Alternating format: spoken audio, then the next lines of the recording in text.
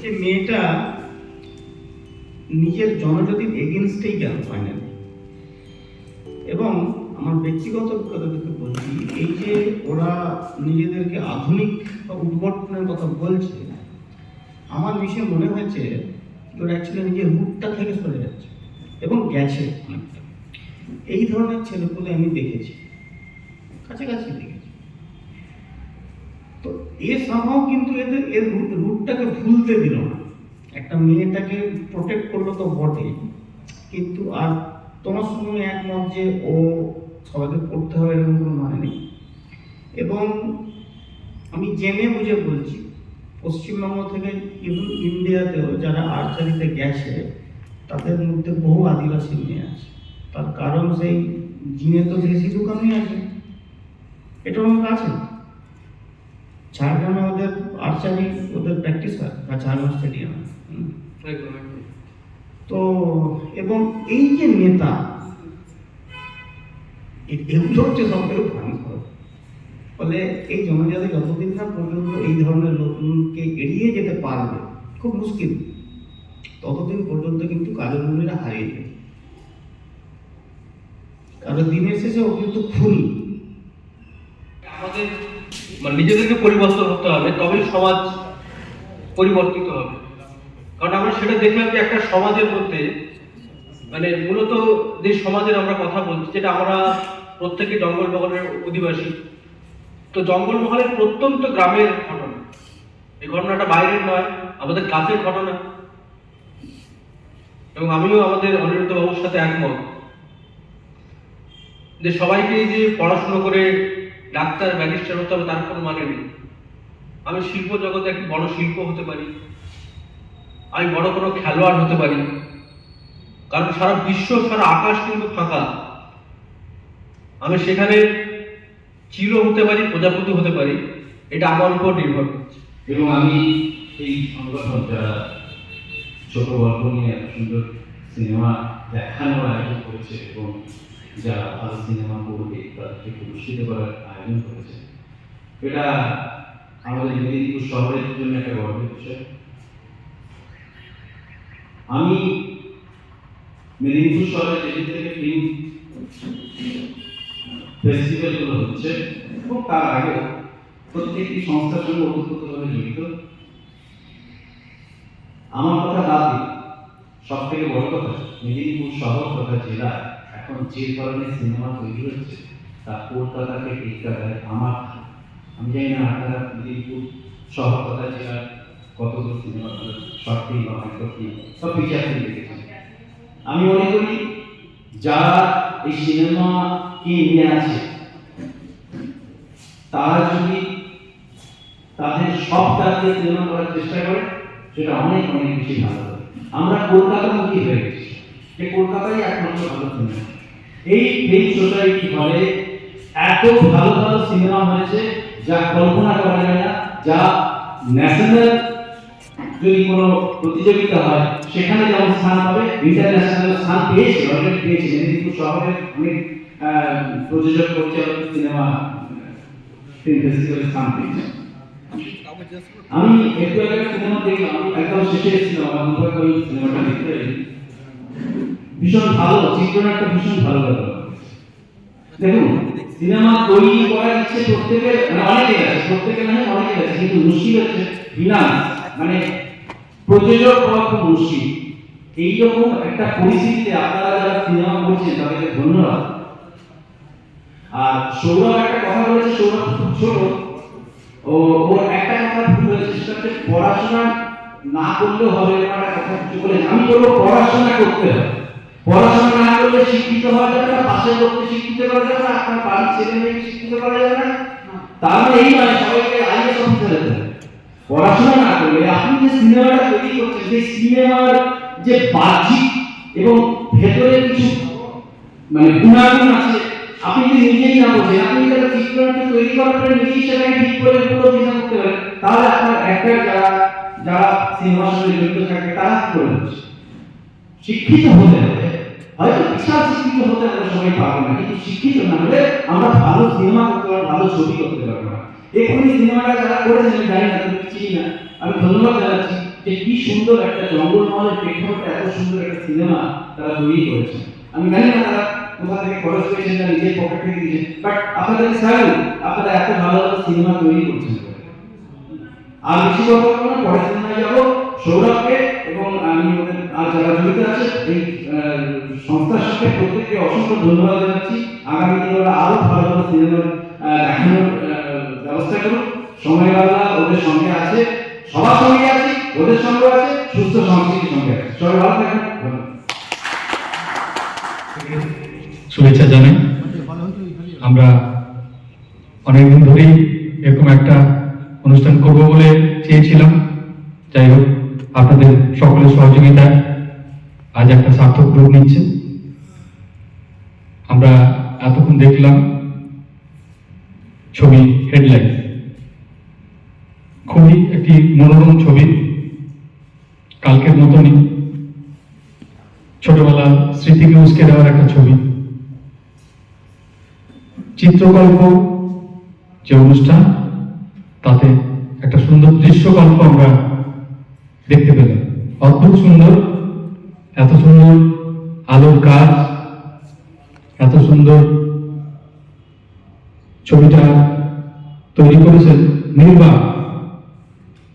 কোনো কথা নেই, কিন্তু কথা না থাকলে যে কোনো কথা থাকে না এমন না, ছবিটাই অনেক কথা বলে, সেটা দেখলাম, মনকে ভরিয়ে দিই।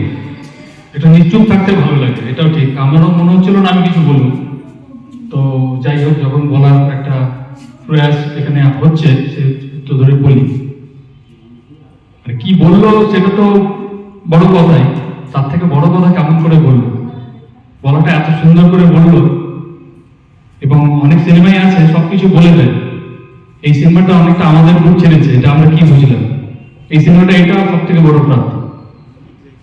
প্রথমেই একটা দাবার ঘুঁটি দেখানো হয়েছে এবং দুপাশে দুজন আছে, তাদের একটা জেস্চার আছে, তারা একটা ড্রেস পরে আছে। তো আমার যেটা মনে হলো, আমি কি বুঝেছি, তো যারা করেছে তারা বেশি ভালো বলতে পারবে। আমার মনে হয়েছে যে আজকের যে প্রেক্ষাপট, সামাজিক প্রেক্ষাপট, সেখানে কি হচ্ছে ওই দাবার ঘুঁটির মধ্যে অনেকটা মানে স্ক্রিপ্টেড, যে যেটা হচ্ছে সমাজের কিছু দণ্ডমুণ্ডের কর্তা আছে যারা, তারাই ঠিক করে দিতে চাইছেন আর কি হবে এবং কি হচ্ছে, এবং তাদের অঙ্গুলি হেলুলি হচ্ছে। এবং সে সমস্ত ঘটনা ঘটার পর আমরা কিভাবে রিয়াক্ট করি, আমরা কিভাবে ভুলে যাই, আমরা কিভাবে পাশে দাঁড়াই, পাশে দাঁড়াতে গিয়ে কতটুকু স্বার্থ আমাদের থাকে, কতটুকু নিঃস্বার্থভাবে করি, আর সত্যি কি আমরা দাঁড়িয়ে থাকি? এই প্রশ্ন কলা কুশলীরা এবং পরিচালক আমাদের দিকে ছুড়ে দিয়েছে, তীক্ষ্ণ প্রশ্ন, তীব্র প্রশ্ন। আমরা উত্তর খুঁজি। চিত্রগল্পের প্রত্যেক দর্শক এই উত্তর খুঁজছেন এবং এর উত্তর খুঁজে বের করা সত্যি প্রয়োজন। আমি তো ব্যক্তিগতভাবে এই উত্তর খুঁজছি। আমার বোধকে, আমার চেতনাকে নাড়িয়ে দেওয়া একটা ছবি। অনেক ধন্যবাদ চিত্রগল্পকে এবং যারা এই গল্পটি পর্দায় তুলে ধরেছেন তাদের প্রত্যেককে ধন্যবাদ। আচ্ছা, প্রথমে আমরা দেখছি যে এই ঘটনার পিছনে যে মেন নামটা একটু মাইকটা কাছে নেন। তার মধ্যে একজনের পরনে কিন্তু কাছে নেন। একজনের পরনে কিন্তু ড্রেসটা দেখেছেন হিন্দু ধর্মের তৈরি, গলায় রয়েছে খ্রিস্টানদের, আপনার যীশু খ্রিস্টানদের, মাথায় ইসলাম ধর্মের ছবি। এটাতে প্রয়োজক বোঝাতে চাইছে যে অপরাধী যে কোনো জাতের নয়। যদিও আমাদের পশ্চিমবাংলায় যে ঘটনা ঘটছে তাতে ম্যাক্সিমামই আমরা দেখছি যেটা ঘটানো হচ্ছে, যেমন আমরা রামনবমীর সময় মসজিদে বোমা বিস্ফোরণ, ধর্ষণ ঘটনাগুলোতে দেখা যাচ্ছে আমাদের বহিরাগতরা এসে করছে ম্যাক্সিমাম। কিন্তু তবুও এখানে প্রযোজক বুদ্ধিমানের কাজ করেছেন যে অপরাধী কোনো জাতের হয় না, সে সমাজ বিরোধী, সবসময়ের জন্য সমাজ বিরোধী। ঠিক আছে, এইটা একটু দেখানো। ওকে, আমাদের এই পুরোনো একটা সিনেমা আরেকবার দেখা হচ্ছে। সিনেমাটা তৈরি হয়েছিল 2018 সালে। 6 বছর বাদে 2024-এ 9ই আগস্ট কলকাতার আর্জিকর হাসপাতালে এমন একটা পৈশাচিক হত্যাকাণ্ড ঘটে গেছে, যা নিয়ে শুধু রাজ্য নয়, সারা দেশ তোলপাড়। এই সিনেমাটাতে দেখা হচ্ছে ডে 1, ডে 2, ডে 3, ডে 4। আসলে 9ই আগস্ট, 9ই আগস্ট, 10ই আগস্ট, 11ই আগস্ট, 12ই আগস্ট, 13ই আগস্ট, আজকে, আগামীকাল, তারপরের দিন, প্রত্যেক দিনই এটা হয়ে চলেছে। খেয়াল করে দেখবেন, এটা খুব সাংকেতিক সিনেমা। একজন সাংবাদিক এসেছেন, যার বুমটা লেখা রয়েছে নিউজ টিআরপি, মানে ওই চ্যানেলের নাম হচ্ছে নিউজ টিআরপি। তাদের টিআরপি পাওয়ানোর ধান্দা। যারা রাস্তায় নেমেছেন তারা কেউ ভাবছে সেলফি তুলি। বাস্তবে আমরা দেখেছি যে তারপরে ছবি তুলেছেন এবং সেটাকে জাস্টিফাই করছে। যেহেতু মারা গেছে বলে আমি আসতে পারবো না, আমার ব্যক্তি স্বাধীনতা নেই, আমি সেলিব্রিটি, আমি তো বার করার জন্যই জন্মেছি। পৃথিবীতে আমার অবতরণ হয়েছে নাম বার করার জন্য,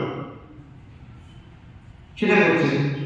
কেউ জোর করে এসছে, তালের পরে চলে এসছে, কেউ অন্য ধান্দায় এসছে। অর্থাৎ এই একটা ভয়াবহ ঘটনার উপরে ভিত্তি করে যে যা নিজের মতন রুটি শেখে নিচ্ছে। কিন্তু হু স্ট্যান্ডস, দাঁড়ায় কে দাঁড়ায়? আজকে দিনে দাঁড়িয়ে বলুন তো, মেয়েটির বাবা মার কি পরিস্থিতি কেউ বলতে পারবে? কেউ বলতে পারবে? যারা দলে দলে রাত দখল করেছেন, দিন দখল করেছেন, তারা কেউ বলতে পারবে? যিনি রাত পার করেছেন এবং জাস্টিফাই করেছেন, তিনি বলতে পারবে? আজকে কি অবস্থা? তাদের নেমে গেছে, সেই ভিড়টা নেমে গেছে। কিন্তু এই অপঘটনা প্রতিদিন চলছে, ডে 1, ডে 2, ডে 3। আরেকটা ব্যাপার, একজন দর্শক একভাবে জিনিসটা ব্যাখ্যা করলেন, আমার খুব ভালো লাগলো। সত্যি এটা তো নির্বাক ছবি, সাংকেতিক ছবি, ফলত প্রত্যেক দর্শকের কাছে আলাদা আলাদাভাবে বিষয়টা প্রতীত হয়। যে দুজন দাবা হয়েছিলেন তার মধ্যে একজনের পরনে একাধারে 3টে ধর্মের চিহ্ন ছিল। আমাদের দর্শক বন্ধু তিনি বলেছেন যে ক্রিমিনালের, অপরাধীর কোন ধর্ম হয় না। আবার উল্টো দিকে ভাবা যায় যে সাম্প্রদায়িকতা কোন ধর্ম হয় না, সাম্প্রদায়িকতার কোন ধর্ম হয় না। সাম্প্রদায়িকতা একটা বিষয়, সাম্প্রদায়িকতা একটা আদর্শ, যার দ্বারা হিন্দুরাও পরিচালিত হতে পারে, মুসলমানরাও পরিচালিত হতে পারে, খ্রিস্টানরাও পরিচালিত হতে পারে, বৌদ্ধরাও পরিচালিত হতে পারে, ইহুদিরাও পরিচালিত হতে পারে। সাম্প্রদায়িকতা একটা আদর্শ, যার মধ্যে সবটাই মিশে আছে। এবং বাস্তবে সাম্প্রদায়িকতার খেলাটাই কিন্তু এটা। একই লোক একেও উস্কে দিচ্ছে, ওকেও উস্কে দিচ্ছে। একে বলছে মানে চুরি করো, আর ওকে বলছে সাঁতার করো, ও চুরি করতে আসছে। একে বলছে ওখানে গিয়ে মাংস ফেলে এসো, ওকে বলছে এখানে মাংস ফেলেছে। একই লোক। সিনেমাটাতে আমি তো মানে একজন কুশীলবে যাই। এই সিনেমার গল্প আমার নয়, এই সিনেমার নির্দেশনা আমার নয়, এই সিনেমার প্ল্যানিং আমার নয়, এই সিনেমার কোনো কিছুই আমার নয়। আমি সেখানে অভিনয় করছি মাত্র। কিন্তু আজকে দাঁড়িয়ে এই 2024-এর শেষ প্রান্তে এসে দাঁড়িয়ে সত্যি আমার কাছে কিন্তু এই পুরনো সিনেমাটা খুব গুরুত্বপূর্ণ বলে মনে হচ্ছে। ডে 1, ডে 2, ডে 3 চলছে। যিনি সঞ্চালনা করছিলেন তিনি বললেন, তিনি যেটা বললেন সেটাই আসল কথা, যে প্রতিবাদ করতে হবে, কণ্ঠ তুলতে হবে, সেটা যেভাবে প্রতিবাদ করতে হবে। মানে মোমবাতি রাস্তায় নেমে সেটাই প্রতিবাদ, আর সিনেমা তৈরিটা প্রতিবাদ নয় এমনটা তো নয়। সিনেমা তৈরি একটা প্রতিবাদ। সিনেমা অত্যন্ত শক্তিশালী অস্ত্র। আজকে যারা এখানে উপস্থিত আছে সবাইকে এই বিশ্বাসটা নিয়ে ফিরতে যে সিনেমা অত্যন্ত শক্তিশালী একটি অস্ত্র। ধন্যবাদ। শুভ দুপুর। আমাদের আসতে একটু দেরি হয়ে গেছে, তার জন্য আমরা ক্ষমা প্রার্থী। চিত্রগল্প 2024 একটা অভিনব প্রয়াস করেছে মেদিনীপুর শহরে, যেটার জন্য সত্যি তাদের সকল টিম মেম্বার সবাইকে ইতিবাচক একটা হাততালি দেওয়ার জন্য আমি অনুরোধ জানাচ্ছি। এই ধরনের অনুষ্ঠান বা এই ধরনের একটা পরিকল্পনা করার জন্য সত্যি বলতে দম লাগে। এত মানুষকে নিয়ে, এত মানুষের সমাবেশ ঘটিয়ে এবং সুষ্ঠুভাবে একটা অনুষ্ঠান পরিচালনা করার জন্য বুকের ধক লাগে।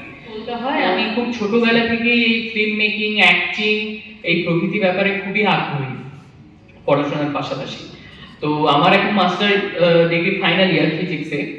তো তাও আমি ওই সময়ের ফাঁকে, পড়ার ফাঁকে সিনেমা তৈরি করি, বা বলা যেতে পারে সিনেমার ফাঁকে ফাঁকে পড়তে বসি, এটাও বলা যেতে পারে। যদিও এতটাই আমি প্যাশনেটলি কাজ করি। তো আমাদের এটা 4th প্রজেক্ট সাদা কালো নিয়ে। এর আগে আমরা 3টে শর্ট ফিল্ম বানিয়েছিলাম, এটা আমাদের 4th প্রজেক্ট এবং আমি খুবই খুবই আনন্দিত। শুধু আমি নই, আমার পুরো টিম মেম্বার খুবই আনন্দিত। আমরা সবাই কাঁথি থেকে মেদিনীপুর শহরে এসেছি আজকেই শুধুমাত্র এই চিত্রগল্প 2024-এর আয়োজনে উপস্থিত থাকার জন্য। আমি সবার কাছে খুবই কৃতজ্ঞ আমাদের ছবিটা দেখানোর জন্য। ছবিটা দেখানোর পর ছবি সম্পর্কে আমি কিছু বলবো, তার আগে আমি কিছু বলতে চাই না। সকল দর্শক যারা উপস্থিত রয়েছে, মেদিনীপুরবাসী সকলকে আমার অনেক অনেক প্রণাম, ভালোবাসা, শুভেচ্ছা, ধন্যবাদ। নিহারিকা চরিত্রে অভিনয় করেছি। তো আমি যখন ফার্স্ট স্ক্রিপ্ট পাই, আমি মানে রীতিমতো এগুলো করি না আর কি, আমি স্টুডেন্ট কম্পিউটার ইঞ্জিনিয়ারিং এর। তো যখন আমি স্ক্রিপ্ট পাই অল্প প্রভুদার কাছ থেকে, তো তখন মনে হয় যেন এটা আমারই প্রায় গল্পটা এখানে অন্যরকম আছে, বাট আমার সাথেও ছোটবেলায় ঠিক এরকমই একটা ঘটনা ঘটেছিল। তো সেটা থেকে আমি কি বলবো, বেরিয়ে আসতে এখনো অবধি পারিনি, বা আমি সেটার প্রতি যেরকম দেখানো হয়েছে ছোট্ট নিহারিকা একটা কাজ করেছিল, যেটা একটা মানে কি বলবো অভূতপূর্ণ, যেটা আমি করতে পারিনি, কিন্তু সেই আক্ষেপে সেই ক্ষোভটা দেখে গেছে সেই। তো এবার এইটাই মানে বলতে গেলে পুরোপুরি আমার একটা ছোটবেলাকার ঘটনা, ওটা নিয়ে আমি মানে দেখাতে পেরেছি এটা। বা যারা যারা বলতে পারেন ইন্ডিয়ার এটা মানে একদম এই ঘটনা যে প্রতিনিয়ত প্রতিদিন এরকম মেয়েদের সাথে হয়ে থাকে, ছোট থেকে 4 বছরের বাচ্চাও এখানে কম যায় না। তো সেখানে আমি এরকম দেখাতে পেরে তো আমি খুবই ভালো ফিল করছি আর কি। আর এখানে এই ফিল্ম ফেস্টিভ্যালে এসে এখানে যে মানে দেখানো হয়েছে, এটার জন্য আমার খুব ভালো লাগছে সবাইকে এখানে। তো ব্যাস এইটুকুই, থ্যাংক ইউ। এতক্ষণ ধরে নিজেদের ধৈর্যকে ধরে রেখে দেখেছেন, তার জন্য সত্যি আমি কৃতজ্ঞ। আমি আপনাদের কাছ থেকে জানতে চাইবো যে কেমন লাগলো, বা কারোর কোনো প্রশ্ন থাকলে কিছু। ধন্যবাদ। সত্যি কথা বলতে আমি খুব ছোট থেকে এটা নিয়ে পড়ে থাকি, হয়তো সেই রকম পুঁথিগতভাবে সিনেমা সম্পর্কে আমার পড়াশোনা নেই। যতটুকুই পড়াশোনা জানা সেটা সিনেমা দেখে দেখে, সেখান থেকে দেখে দেখে নিজে পকেট মানি জমিয়ে জমিয়ে 1 বছরে একটা সিনেমা বানানো, এটা আমার শখের মধ্যে পড়ে। সত্যি বলতে আমি কিছুই না, এই যে আমার একটা হিউজ টিম মেম্বার, একটা ক্রিউ অ্যান্ড কাস্টের হিউজ লিস্ট দেখলেন, ওরাই সব। তার মধ্যে আজকে 7 থেকে 8 জন উপস্থিত থাকতে পেরেছে, সবাই নেই। তাই ওদেরকে পাশে না রেখে আমি এখানে বলবো, এটা হতে পারে না। তো আমি সবাইকে এক এক করে আমি আমার মঞ্চে ডেকে নেব। প্রথমেই assistant director and production manager, যে প্রজেক্টটাকে এত সুন্দরভাবে আমার পরে কেউ যদি সামলে থাকে সে হলো প্রীতিপ্রসূন গিরি।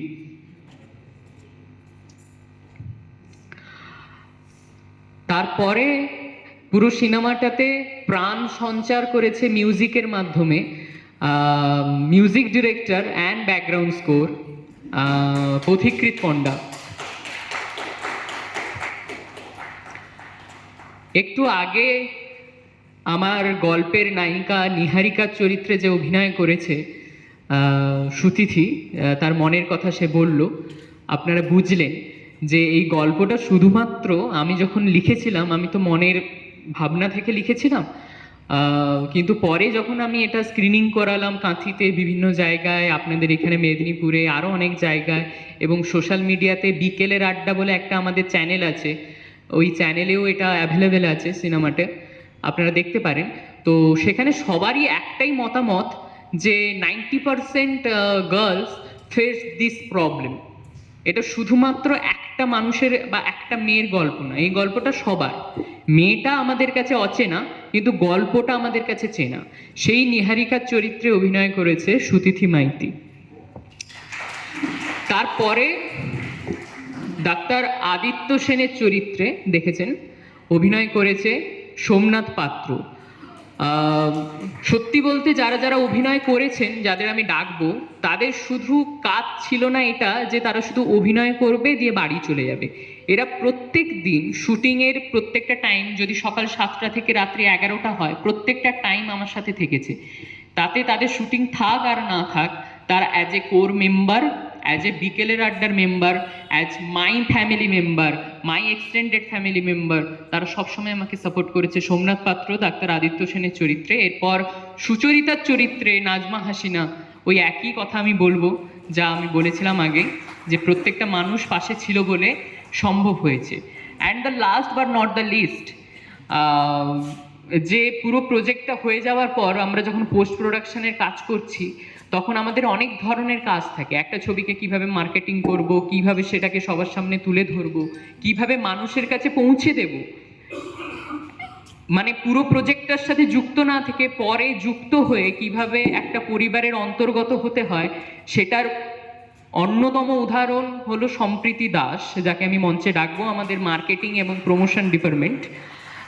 এই কজন আজকে উপস্থিত থাকতে পেরেছে আমার টিম মেম্বারের মধ্যে।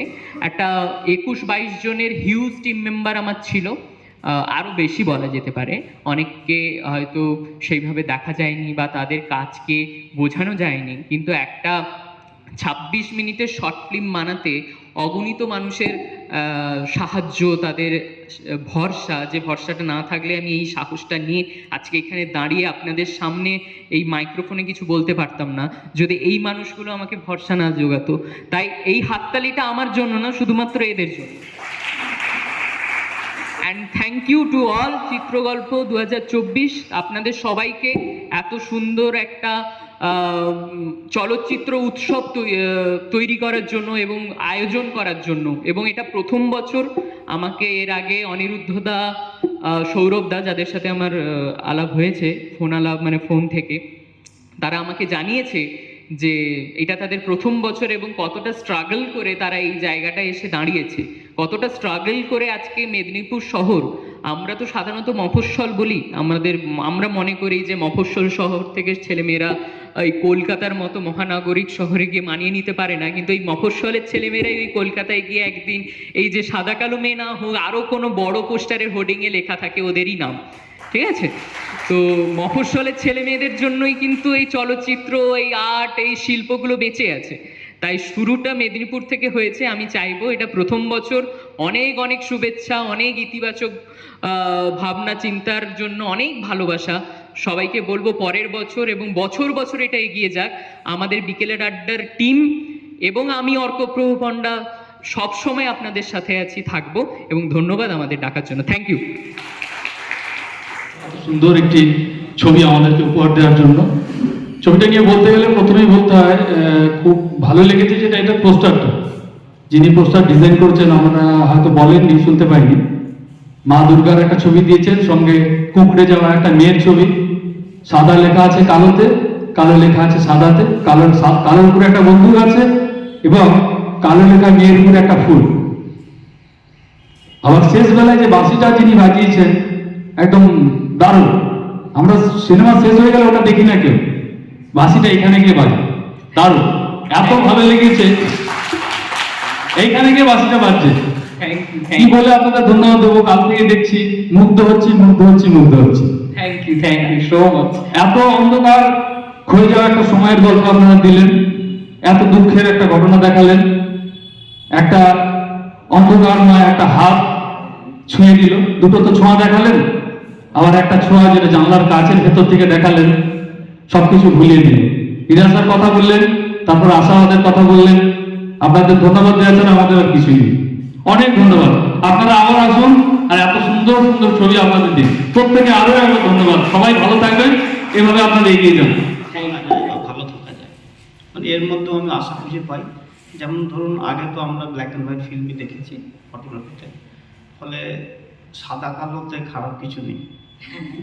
এবং আমি যেটাতে ছিটকে গেছি আপনার হিরোইনের স্বীকারোক্তি দিয়ে, এটা এই আপনি দম কথাটা ইউজ করলেন, আমি জাস্ট ওই এক্স্যাক্ট দমই বলছি, বা আপনার কথা মতো ধোঁয়াকি বলছি যে এই ঘটনা আমার সম্বন্ধে ঘটেছে।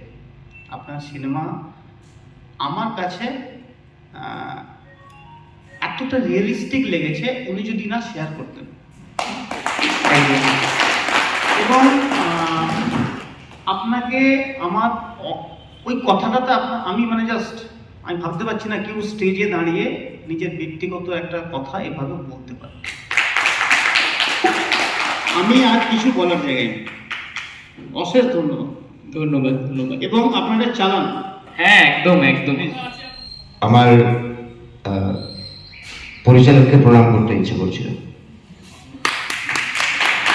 অসাধারণ পরিবেশনা, নিপাট পরিবেশনা, নিখুঁত কোনো কিছুই হয় না দুনিয়াতে, নিখুঁত বলে কোনো কিছু হয় না, খুঁত থাকাটাই স্বাভাবিক, কিন্তু নিপাট সমস্ত দিক থেকে, টেকনিক্যালি, চিত্রনাট্যের দিক থেকে, অভিনয়ের দিক থেকে, মেকআপ, আলো, কস্টিউম, প্রত্যেকটা দিক থেকে কিন্তু একটি নিপাট পরিবেশনা।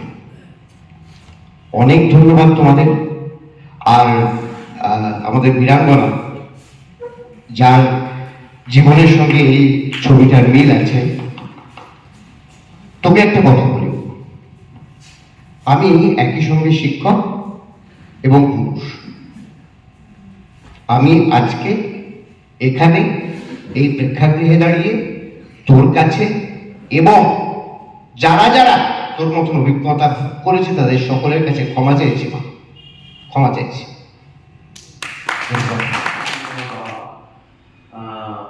বিয়াল্লিশ সালে আমার জন্ম, সেই সময় থেকে আপনারা অনেকে অবগত আছে, জাপান তখন সেল ফেলেছিল, একটি সেল ফেলেছিল আর্টিকলের পেছন দিকে, আরেকটি সেল ফেলেছিল ফোর্ট উইলিয়ামের দিকে। ফোর্ট উইলিয়াম সেটা ফাটেনি, সেই সেলটা আমরা আজও দেখতে যাই।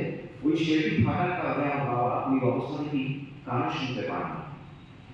তো যত আমি যত বড় হয়েছি, বাবাকে সবাই বলতে কানে হিয়ারিং, বাবা পছন্দ করতেন না। তো সেই হিয়ারিং নিয়ে বাবা চলে গেছে 2022-এ। আমার এই গল্পটাও সেই সময় আমার কাছে আসে। তো দুটোকে মিসম্যাচ করে, এবং আমরা যারা ছবি তৈরি করি, আমাদের ছবির প্রতি একটা আবেগ থাকে, হয়তো মানুষ অনেক সময় বুঝতে পারে না, কিন্তু কোথাও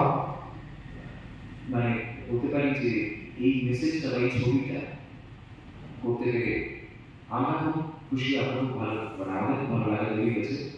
এখন বিচারের ভার আপনাদের উপরে। আমি একটাই কথা বলবো যে এই ধরনের টপিক নিয়ে খুব কম কাজ হয়। যেহেতু সিনেমাটাকে মানুষ বিনোদন হিসেবে দেখে, বিনোদনের পাশাপাশি সিনেমাটা অনেক বড় একটা শিক্ষার মাধ্যম। এবার সিনেমাটাকে শিক্ষার জায়গায় পৌঁছাতে গেলে এই ধরনের টপিক, এই ধরনের বিষয়কে আরো বেশি করে তুলে ধরতে হবে। তো সেদিক থেকে আপনারা তো একদম অসাধারণ কাজ করেছেন। এবারে শরৎচন্দ্র চট্টোপাধ্যায় বলে গেছেন, ভালো শত্রু আরো ভালো। আমি আশা রাখবো এরপর আরো ভালো হবে, আরো ভালো কাজ করবেন। অবশ্যই দারুণ কথা বললেন, ভালো লাগলো। সিনেমাটা তো খুবই মন ছুঁয়ে যাওয়া একটা সিনেমা। সব থেকে যেটা ভালো লাগলো সিনেমা, আপনার যে বাচ্চা মেয়েটি অসম্ভব সুন্দর করলো, তার চোখের ভাষা, মানে আমি তো মনে হচ্ছে যে ছোটবেলার যে মানে যে মেয়েটা উঠতে চাইছে, চোখের কি করে করলেন আপনি, এক দারুণ সুন্দর। আপনাকে ভালো বলা ছাড়া আর কিছু বলার নেই, প্রশ্ন নেই। এবং বাচ্চাটিকে আমরা যখন ওয়ার্কশপ করিয়েছিলাম, বাচ্চাটি আমাদের ওয়ার্কশপে কতটা কি শিখতে পেরেছে জানি না, কিন্তু বাচ্চাটা আমাদের গোটা ছবিতে অনেক কিছু শিখিয়ে গেছে। ওর এই অভিনয়টার ক্রেডিট ওর নিজের। আমরা শুধুমাত্র অনুঘটকের কাজ করেছি, পরিচালকের কাজ শুধু ক্যাটালিস্ট। পারফর্ম যিনি অন দ্য ক্যামেরা করছেন তার ক্রেডিট সব থেকে বেশি। তো আমার খুব ইচ্ছে যে বাচ্চাটি আগামী সময় বড় হোক, এটাই চাই। আপনার আশীর্বাদ ও বাচ্চাটি জীবনে থাকুক। আমাদের বড়দের আর কি না, যেটা আমার ভালো লাগলো এবং যে ক্যামেরায় তুলে ধরলেন আপনারা, এত সুন্দর লাগলো, এটা তো নিখুঁতই হয়েছে, নিখুঁতই হয়েছে আমি বলবো। ধন্যবাদ। তাহলে আমার কাছে এটা খুব ইন্টারেস্টিং লাগলো। আসলে না, আমি এটা বলতাম না, নিহারিকার এই কথাটা আমাকে না, ঠিক ইন্সপায়ার আছে, করলো বলতে। না ডেফিনিট, আমি তো বললাম যে ও যেটা করেছে মানে এটা পরিবার বলতেই পারে। হ্যাঁ, এটা বলা ভাই আমি তো পাবো না। না, ওর সাহস আছে, বাচ্চা ঠিক আছে। কি হবে, আমার মেয়ের সম্পর্কে বলতে পেরেছে। হ্যাঁ একদম ডেফিনিট, একটা পার্সোনাল ট্রমা একটা পাবলিক প্ল্যাটফর্মে বলা, ভীষণ ভীষণ হ্যাঁ মানে hats off to her. Sorry মানে কি বলতে হয় তোমাকে না, জানি না। ঠিক, তো আমার যেটা ভালো লেগেছে যে আপনার পার্সোনাল কানেকশনটা জেনে, যে আপনার সামাও আপনি আপনার বাবার ওই কানের অংশ না আর এই মেয়েটার সঙ্গে রিলেট করেছেন। হ্যাঁ আপনার মনে এটা চলেছে কিন্তু মিলেছে। একদম। হ্যাঁ এই যে পার্সোনাল কানেকশনটা তৈরি হয়েছে না, ফলে আপনার রিলেট করতে খুব সুবিধা হয়েছে। ফলে পার্সোনাল কানেকশন থাকলে স্টোরি ডেভেলপ করতে হয়েই যায়। আরেকটা জিনিস হচ্ছে হ্যাঁ, এই মেয়েটা কি অ্যাকচুয়ালি ডিফারেন্ট নাকি আপনি ট্রেন করেছেন? সরি, এই মেয়েটা কি অ্যাকচুয়ালি কানে শুনতে পায় না নাকি ওকে না আপনার? না না, ও সুস্থ, সব শুনতে আচ্ছা, পায়।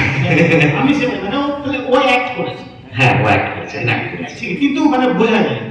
হ্যাঁ, আমাদের দলের সর্বকনিষ্ঠ সদস্য চিন্তা করতে তার থেকে আরো, ও তো এখানে নেই, ওর জন্য আমার আশীর্বাদ। ও আমার কন্যা সমান। ওর সব থেকে ভালো জিনিস, সবাইকে আমি জিজ্ঞাসা করবো, আমি ভুল বলছি কিনা, যদি ভুল বলে থাকি তাহলে আপনারা জানাবেন আমাকে। ওর প্রতিটি চলন, চোখের চাউনি, প্র্যাকটিসের ব্যাপার যেগুলো করেছে সেগুলো কিন্তু খুব মন দিয়ে করেছে। হতে পারে ও খুব বাচ্চা নেই, কিন্তু ওর আকাঙ্ক্ষা, ওর কি বলবো, শেখার চেষ্টা রীতিমতো আছে। সেই জন্য আপনার কাছে আমার বিশেষ অনুরোধ, সম্ভব যদি হয় আপনার পক্ষে ওর প্রতি আপনি বিশেষ নজর দিয়ে ওকে তুলুন। যে করেছে ওর চোখের যে একটা আছে, ওটা খুব ভালো লেগেছে। একটা নাচ করেছেন, ওনার যে ইমোশনাল একটা ব্যাপার ছিল, এই দুটো আমার খুব ভালো লেগেছে। আর বললাম তো প্রথমে আমার বিশেষত সিনেমাটা ব্যাপারটা খুব খুব খুব ভালো লেগেছে। কলকাতার উপরে, রাস্তায়, ফুটপাতের উপরে, এটা খুব খুব খুব ভালো লেগেছে। থ্যাংক ইউ, ধন্যবাদ। মানে আয়োজন করেছেন, সেটিও খুবই মানে সাধুবাদ জানানোর মতো বিষয়। আপনারা সকলে ছবিটি দেখুন, আরো অনেক সুন্দর সুন্দর খুব ভালো ছবি দেখা যাচ্ছে এখানে। আপনারা সকলে ছবিটা দেখুন এবং ছবি দেখার পরে নিশ্চয়ই কথা হবে। ধন্যবাদ সকলকে, ধন্যবাদ।